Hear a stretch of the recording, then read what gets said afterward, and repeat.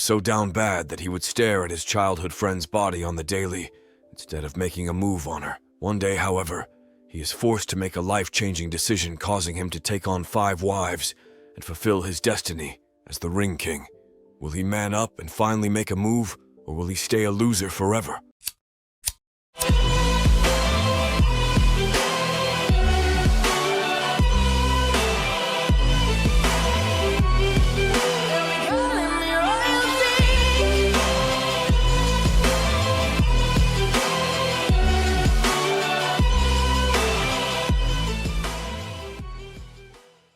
Episode 1. Walking through a forest playing with bugs is the filthy peasant boy, Satu. As he plays around, he sees a golden light summoning a baddie before him. She asks for his name and tells him he is a weirdo, introducing herself as Harem. She tells him that he needs to forget what happened before him in exchange for some special service years later. At this moment, Satu didn't know that this girl would one day be reconnected with him. Fast forward 10 years and Satu is still pitiful like he was, sleeping in on the morning like a bum. Thankfully, Harem is by his side, waking his bum butt up with a delicious breakfast. She tells him to hurry up and get ready for school, urging him to hurry up. With Harem dressing rather revealing today, Satu jumps back after checking her out. He tells her she has changed a lot over the past years, creating a moment between the two. As he watches her, he thinks he will finally lose his V-card, but Harem simply picks off a piece of rice. Once she grabs it, she eats it, making Satu's morning wood spike like never before. They then head out for the day, saying goodbye to Harem's senile grandfather. While they walk to school, Satu continues to check her out, remembering the story she told him about the rings on her chest. Years ago, she had asked him to marry her, but in present day, she refuses to give them to him. He thinks this was just some stupid childhood confession, not paying much mind to it. Upon arriving at school, Harem presents the others with her grades, achieving the top grades in class. Satu, on the other hand, talks with his other virgin friends who get mad at him on the daily for always hanging out with Harem. They tell him that he needs to make a move already, him clearly being in love with her. He then gets a text from Harem, asking him to hang out later that night. When he goes to meet with her, he tells her she looks fine, finally making a slight move on her. They walk around the festival, talking about the past when they first came to this event.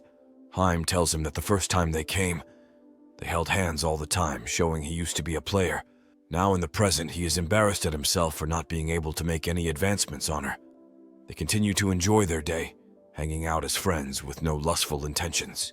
Eventually, Satu finds some shooter games, so he pays the man to try and flex to Harem, but he misses entirely. Somehow fate takes the bullet to bounce off the ledge and hit the target, earning him the prize. Now, with the night soon approaching and a full day of fun, Satu tries to confess his feelings. As he does, fireworks begin to erupt, causing Harem to thank him for such a fun time. With Satu never making a move, he stands idly as Harem finally starts to talk with him. She blushes and tells him that she's going to be moving away soon, thus ending their relationship. This makes Satu stunned to learn that she is just now telling him this, her moving away the next day. Once they head back to their cheap apartment, Satu is still unable to convey his feelings to her. Before we continue, let's take a moment to answer the question of the day. Have you ever been too embarrassed to confess to your crush? Comment down below for a chance to be shouted out in the next video. Now, back to the recap. She runs inside before he can do anything, making him wonder why he is so worthless. With Harem telling him she is going home to a place far away, Satu is left questioning what's going on. He remembers the first time he met her, and thinks about that golden light. As he thinks of this outside, there is a large pillar of light probably 5 miles away. Somehow he is able to get there right before Harem leaves him, getting an explanation for her departure. She tells him that she's going to another world to fulfill her destiny as a princess and get married. With this, she tells him goodbye for one final time, leaving without looking back. Satu runs after her, but is too slow to catch her, so he makes the impulsive decision to jump into the golden light as well. Once he gets through the golden light, he finds Harem being inducted as a princess by some randoms. With Harem being married in this moment, Satu's arrival is unexpected. Before he can say anything, a large monster breaks through the window, causing Harem's grandfather to step up. He tries to take it down, but gets distracted by Satu's obnoxious yelling. This causes him to be knocked over, leaving Satu to fend for himself. Harem notices this, so she runs up on him, pulling her rings off and giving him a smooch. This makes some of the people stunned, while the man who was supposed to be wed to Harem happy. He accepts her decision and throws Satu a sword, giving him the power to fight against the monster. With a single strike, he slices it in half, stunning not only himself but all those around him. Although he achieved this great feat, he ended up passing out in the process. When he wakes up, he finds Harem standing over him, explaining this is the royal couple's room. He remembers the kiss they had and wonders what this all means. Harem explains that she was supposed to marry the prince but ended up switching over to him. Because of her actions, he ended up becoming the Ring King, or in other words, the hero of the world. This makes various people angry except for the prince. He accepts her decision, saying he followed tradition in letting the princess decide her fate. Once everyone is done gossiping, Harem's grandfather emerges, telling them to be quiet. He then guides Harem and Satu outside to announce them as the new royal couple. He announces Satu as the Ring King, asking him to say words of encouragement to the people. He tells Satu that he is now their hope, urging him to say something meaningful. Satu then proclaims to the others that he is Satu the Ring King, another worlder here to save them. Although he said all of this, Satu is still unsure how he is going to save this world or what they are even fighting against. Following these events, he goes to take a bath where Harem decides to join him. She tells him it's normal for married people to take baths together, hiding her true intentions. When they get settled, she apologizes to him for dragging him into this, but Satu is rather fond of the idea of being the Ring King. He tells her that he has lived a useless life, so this is a good change for him. As he says this, he proclaims he will stay in this world to protect her, making Harem remember of the past. She used to get teased for having blonde hair for some reason, and Satu would stand up for her. This makes her decision in marrying him all the more solidified, showing she wanted to marry him all along. She continues to deny this, however, telling him it was all just an impulsive thought. Even after hearing this, Satu finally grows some balls and confesses to her. As he does, some bells start ringing, announcing there is yet another attack on the capital. Everyone panics, but with the Ring King by their side, the guards think they are saved. Despite Satu never having wielded a sword before or done any fighting, he steps up to the stage and faces off against the enemies. Before he heads into battle, he makes sure to mac on Harem, giving him the confidence boost he needs. Episode 2. To start his protection of the kingdom, he looks for the hottest girls being attacked. He finds a young maid, so he decides to save her, taking the monster out with a single blow. He wonders how he is so strong, to which Harem's grandfather explains it to him. He tells Satu with every kiss their marriage gets stronger, thus making him stronger. He tells Satu that although he has a lot of pressure on him, he will help him in battle. As they talk, the leader of the enemies approaches, causing the old man to get stunned. He calls this enemy a knight from the Abyss King, showing they are no joke in battle. This doesn't scare Satu, however, so he charges into battle only to be thrown back like a toy. Satu finally realizes he's been over his head when Gramps tells him to make a run for it. He tries to run, but the Abyss King's knight summons in more monsters, causing them to be in danger. As they run, Gramps explains that this enemy isn't random, telling him they can use some of the most powerful magic.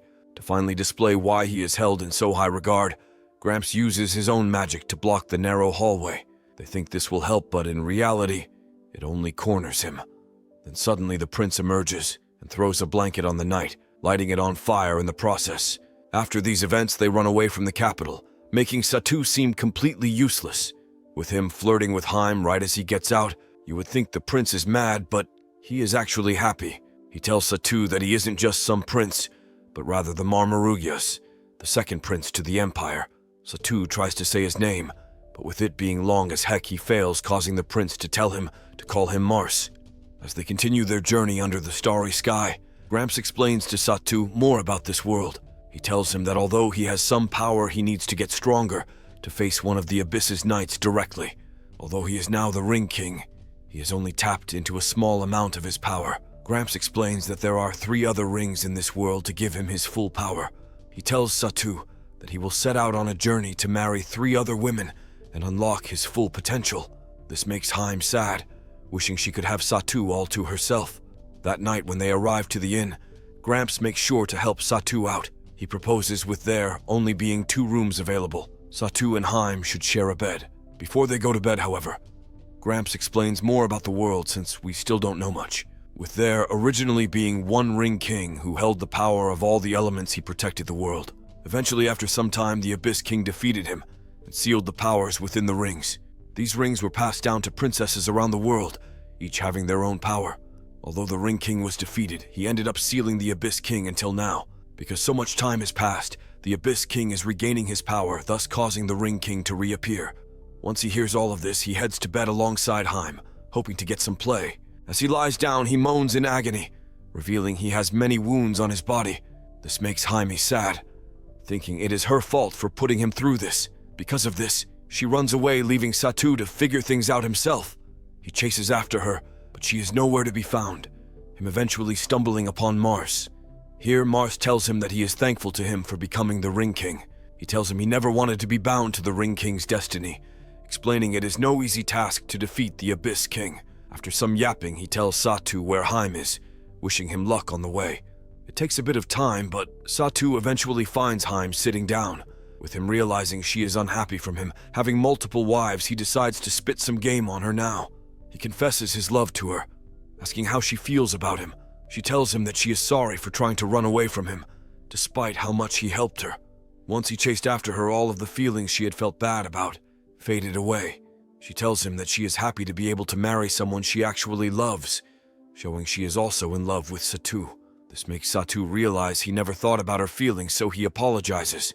Harem then informs him that she is done hiding her true feelings, asking him once again, this time not in a panic, to become her husband. He accepts, and the two head to bed, both unsure of what to do now. Satu knows what he needs to do, but still hesitates, having lived his whole life as a virgin. Harem tells him it's all right, so he moves in, pushing her down. As the man, he wonders where to even start, but he soon realizes he is already grabbing her. With this, he accepts it as some action and moves away embarrassingly. He tells her that he isn't ready for this just yet, thinking it would be more affectionate. He reminds her that just because they are married doesn't mean they need to dive into it all at once. She decides to make do with a kiss that night, causing Satu to yet again fumble the bag. That night, they both went to sleep in their full school uniforms, shoes still intact. With this awkward moment making no sense, Gramps asks Sato why he can't make a move already. This embarrasses him, but he knows that he can move at his own pace. Mars then appears as well, presenting a robe to the two. He tells them they need to change out of the school uniform already. With this being done, Gramps then informs Satu that he needs to get his next ring already. He tells him they will head to the Elven village to get his next wife, which angers Harem. She presses him to make sure he still loves her the most. While this occurs, a green-haired girl is seen cursing to herself for the Ring King being an ugly bastard. Transitioning back to Satu, and he is faced against a dangerous obstacle. With the Elven village being blocked by a large whirlwind, it seems impossible to enter. They try to decide what to do, but before they form a plan, a large bear appears before them. Satu sees this and thinks it's friendly, so he approaches it, but this only angers it more. They run as fast as they can, but eventually arrive at a dead end. With nowhere to go, they decide to hide inside of a tree, causing the bear to be washed away. Once they enter, they are approached by two elves, asking what their intentions are. Satu awkwardly introduces himself as the Ring King, telling him he is here to marry their princess. This makes them wonder what this dude's deal is, telling him they'll lead him to the princess, but things may not work out as he plans. They guide the group into the Elven Kingdom, and to Satu's surprise, it is some rundown castle. He gets inside without much trouble and goes to meet the princess, telling Harem he won't do anything lustful to her. Then suddenly the doors to the area open up, causing Satu to wonder where his new wife is. Episode 3. Once this weird girl runs off, a new man emerges, introducing himself as Jade and the Crown Prince. He also introduces the stupid princess as Nephritis, the first princess of the Elven Kingdom. After this, he raises his hand to alert guards to take him away, telling the others he will be using him for the next few days. Immediately, Satu is locked into a prison cell where Jade tells him that his sister is too perfect for him. He tells Satu that she is such a good girl in a weird way, making his attachment to her seem a little strange. He tells him that she has barely left the palace, and as a 54-year-old, she is way too young to marry her just yet. He says in about 80 years she will be ready, showing he plans on keeping Satu captive for as long as he wants. He tells his attendant that he cares not for the Ring King, explaining with their large winds around their palace, there is no fear. 3 days pass since these events, and Satu finally gets some interaction with others. A hot elf girl approaches him and pins him down, asking what his objective is as the Ring King. With Satu being thrown into this world without knowing what's going on, he tells her he lives his life for Harem. He says he only wants her to be happy, making the elf girl laugh. She tells him he is strange for only wanting one wife, asking him to follow her in the process. She tells him she is the one who keeps this country safe, explaining without his help, they will soon fall. She tells him that although the winds keep them safe, it also limits their interactions with the outside world, making it more of a cage. She then guides him out of the secret lair where he finds a temple. In this temple is 2 statues, with one holding the ring in which he is supposed to have. He questions where she is at, but is soon brought to the side when the elf girl tells him to hide. Suddenly some blanket emerges and goes down the path, revealing herself as the elven princess. She tells the statue that she can't marry the Ring King despite her liking him because of her promise. Satu wonders why she is talking with the statue, but the elf girl explains that these are actually her parents petrified. This stuns him, so he makes a ruckus, alerting the princess of his presence. When she sees him, she faints, causing Satu to catch her before she falls. With her in his hands, he decides to run away with her. As he leaves, the elf girl introduces herself as the elder of the kingdom. With this knowledge, he trusts her a bit more, guiding the elven princess to a large bed. The elder then leaves, urging him to have a good time and claim the ring rightfully. Now, with a hot elf girl on a bed and the elder's permission, he considers making a move, but knows it would be wrong. When the princess wakes up, she finds him looking over her, about to make a move, thus making her freak out. Meanwhile, Jade, the prince, notices this and becomes enraged. He thinks it must be the elder's doing, and shortly after she emerges, proving he is right. She tells him that it's time he give his sister away, informing him she puts Satu on a bed with her. The elder tells him that it's about time he stop acting like a good-for-nothing brother and give her away. This makes Jade angered, so he tells her that even if he takes his sister, he will protect the ring with his life.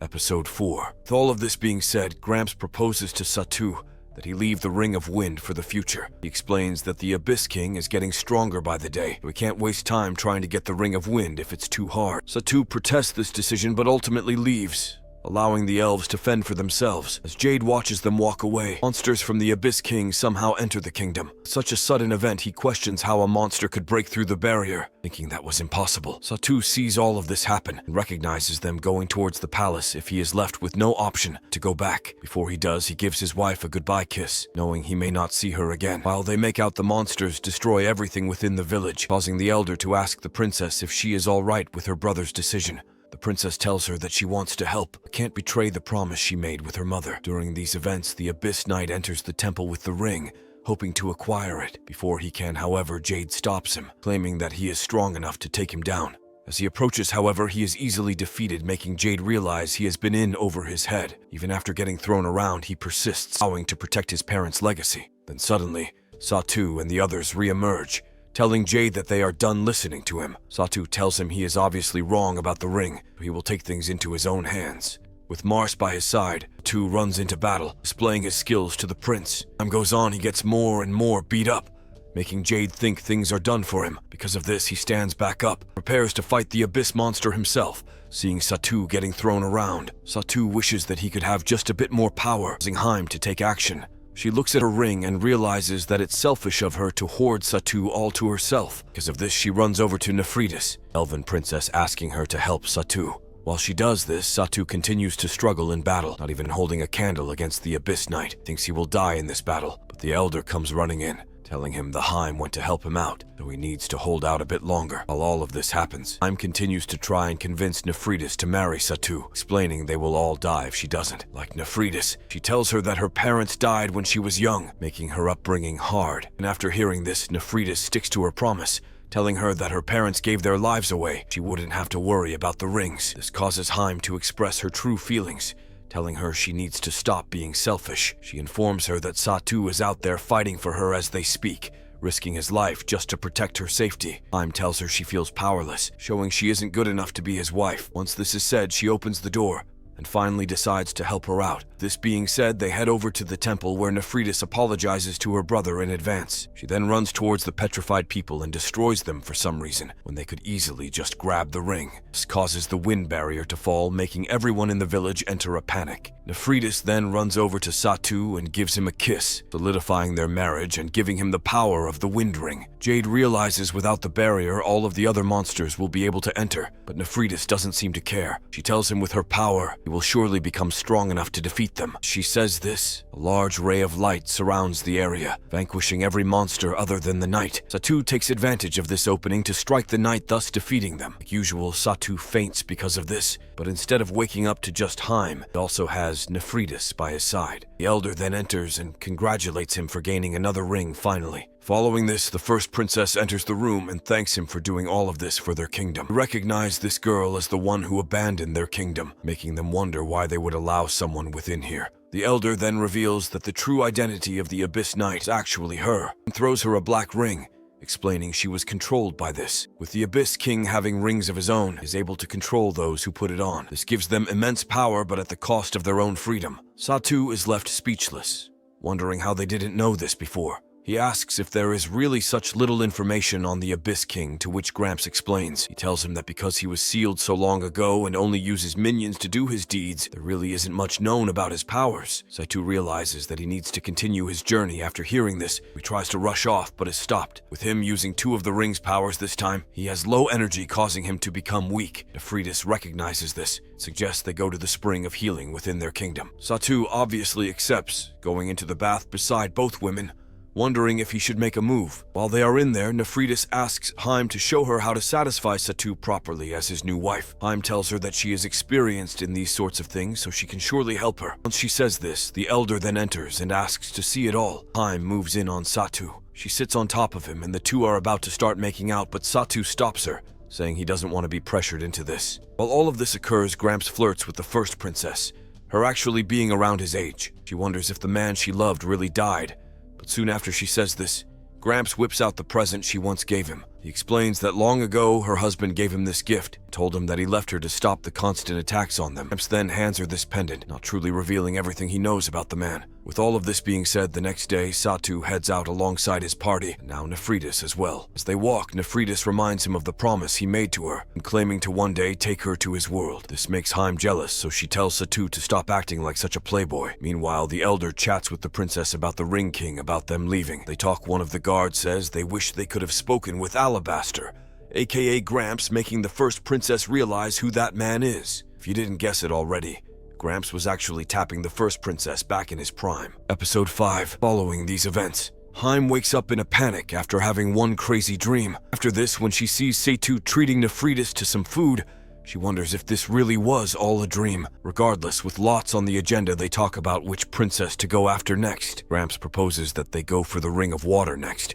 saying it holds immense power. As this happens, Satu flirts with Nefridus, making her jealous, and suddenly, while they talk, a huge moving town passes by them. Gramps gets excited, claiming this is the land of fire where wandering knights and cat people reside. The Ring of Fire being here, Gramps tells them they can't let this opportunity pass by. This makes Mars a bit sad, showing he really wanted to go to the land of fire. With this being decided, they wonder how to even enter this floating town, but Gramps shows it must be easier than it looks. He calls out asking to come aboard, and they throw down a rope to climb. While climbing, Satu makes sure to be on the bottom to get as many peeks on the girls as he can. Upon arriving at the top, they look around and find it filled with cat people and markets. This makes Satu wonder if they are in the right place. He advances regardless, hoping the princess is also a cat girl. Gramps explains to them before entering that most people here are powerful knights, so they shouldn't anger anyone. They then prepare to enter, but Harem and Nefridus are nowhere to be seen. It is revealed that they ran off to go look around before them. Nefridus doesn't realize this, so she gets scared when she realizes that it's just her and Harem. It causes her to throw up without Satu being by her side, making their emergence already bad. They look around, they see various cat girls who are much better looking than themselves. This makes Nefridus feel sad. Having heard that the cat girls are vicious, she tells herself that her elf ears are much better looking, drawing the attention of a cat girl. The cat girl urges them to head to this arena, saying they might be there waiting for them. Meanwhile, Satu is left speechless, wondering where his wives ran off to. He wonders if they will be okay, but man up to meet the fire princess anyways. As he enters the area, he gets frowned upon by various cat girls, making him wonder what's going on. Mars explains that they value strength above all else, drawing many women to his side. He tells them that Satu is much stronger than himself, but they laugh at these comments. Mars then asks them where the princess is, causing them to be brought to the arena as well. While this happens, Harem and Nefridus eat some food together, talking about Satu in the process. Nefridus tells Harem that she is thankful for how nice she is to her, knowing she is just a second wife. She considers herself to be like the daughter of the two, still not realizing that she is an old lady. Harem tells her that she should hold herself in higher regard, her being a real princess. Nefritis then reminds her that she is the main wife of the Ring King, showing the title holds high standards. Nefritis tells her that although she is married to Satu, she is still just an extra. As they speak, Amina gets thrown out of the arena, saying they also weren't good enough to meet with the princess. It makes them realize that in order to meet the princess, they have to prove their worth. Satu then heads inside, where he finds a strong cat girl destroying a man in battle. With her being the fire princess, Satu wonders if he can truly make her his wife. Before he speaks, she tells him in order for him to take her, as his wife, he must prove his strength. She dashes to him and strikes him in the stomach, knocking him out. This makes her disappointed, telling him that she expected more from the so-called Ring King. She walks away. She tells him that he needs to become stronger in order to wed her. Because of these events, Satu makes sure to train in the sword more, practicing with Mars. He tries to get stronger, but with his untrained body, he falls to the ground like a weakling. While they fight, a cat man enters the room and tells them it's time to eat.